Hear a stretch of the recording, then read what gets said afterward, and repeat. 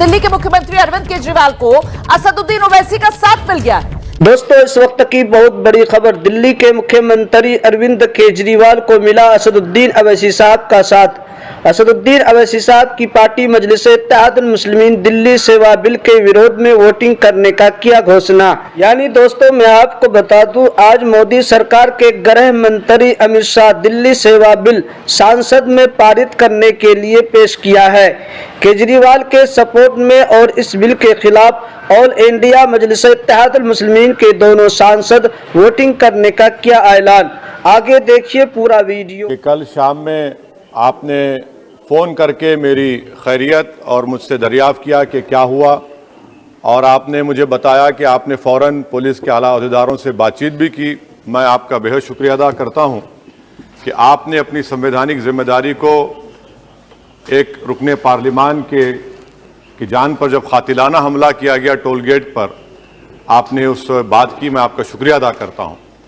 Speaker साहब, मैं मुख्तसर से यहाँ पर ये बात कहना चाहूँगा कि मुख्तलिफ सियासी पार्टियाँ मुख्तलिफ प्रदेश में इख्तिदार पर हैं। ये बात आप तमाम को मैं गोशेगुजार कर रहा हूँ कि आखिर ये कौन लोग हैं जो गोली पर भरोसा करते हैं, बैलेट पर नहीं करते। आखिर ये कौन लोग हैं जो इतना रेडिकलाइज हो चुके हैं कि इनको इस संविधान पर एतमाद नहीं रहा, उनको अंबेडकर के बनाए हुए संविधान के खिलाफ हैं, जो इतनी नफरत पैदा करते हैं। आखिर ये कौन लोग हैं? मैं इसको सियासी गुफ्तगू नहीं करूंगा, ये सबके लिए छोड़ रहा हूं, क्योंकि जहां तक मुझे मालूम कि मैं 2 मरतबा का विधायक हूं, 4 मरतबा का सांसद हूं, और अगर इस तरह से अगर राजनीति आगे बढ़ेगी कि टोल गेट पर गाड़ी रुकती है और 4 राउंड गोलियां चलाई जाती हैं, आखिर इन नौजवानों को ये कैसे रेडिकलाइज हुए? और मैं सरकार से पूछना चाहता हूं कि क्या उन्होंने ये रेडिकलाइजेशन सैयद कुतुब की किताब पढ़कर रेडिकलाइज हुए, अब्दुल्ला अज़ाम की किताब पढ़कर रेडिकलाइज हुए, या अयमन अल ज़ोहरी की किताब पढ़कर रेडिकलाइज हुए?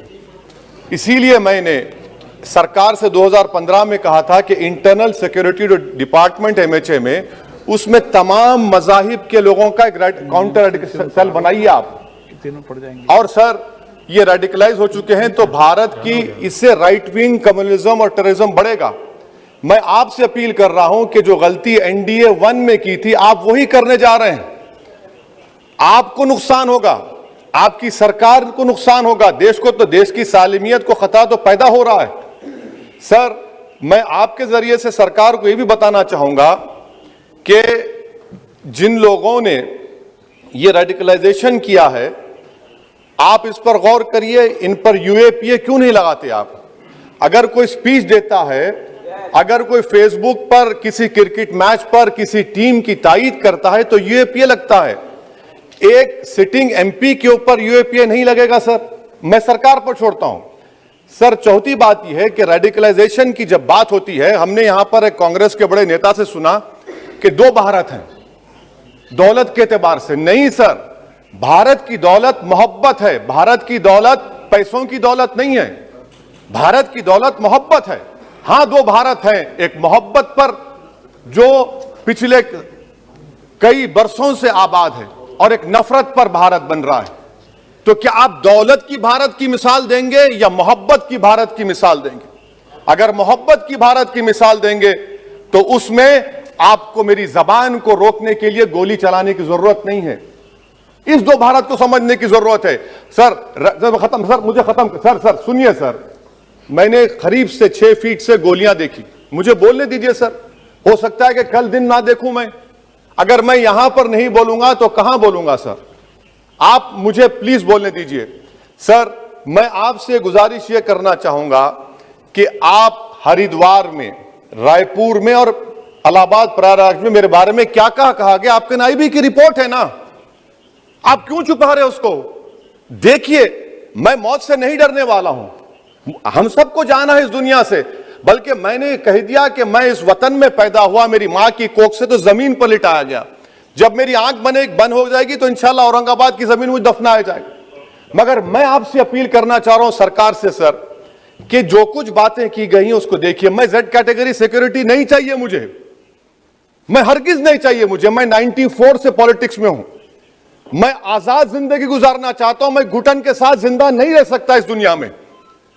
मुझे जिंदा रहना है तो अपनी आवाज उठाना है, मुझे अब जिंदा रहना है तो सरकार किसी के उनके खिलाफ बोलना है, और अगर गोली लगती है तो मुझे कबूल है, मगर मैं घुटन की जिंदगी नहीं गुजार सकता। सर, मेरा मानना यह है कि संविधान में अगर देश के गरीबों को, मजलूमों को, अल्पसंख्यक समाज को सिक्योरिटी मिलेगा तो मुझे मिलेगी। सर, आपकी चिंता हमें है ना सर, मैं सिक्योरिटी दे रहे हैं सर, आपको नहीं सर, देश के गरीब बचेंगे तो मैं बचूंगा। ओवैसी की जान इखलाक पीलू से बढ़कर नहीं है सर।